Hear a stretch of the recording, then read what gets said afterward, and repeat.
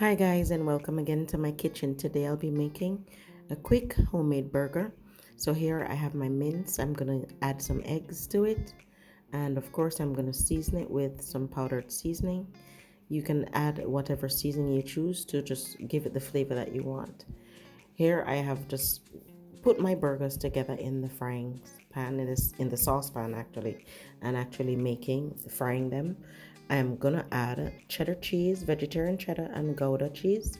So it's 1 part Gouda, two parts or 3 parts cheddar, depending on how you like it.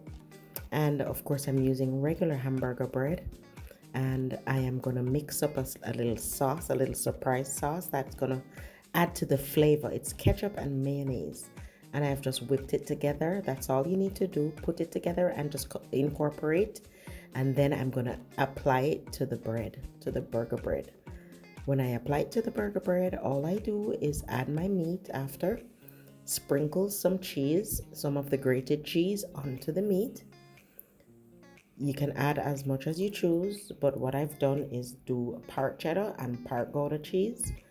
And from there, I'm going to add my lettuce. But for surprise, you can actually do some bacon bits. Just fry the bacon bits. You can just use the same oil, fry the bacon bits, and actually just add it to your burger.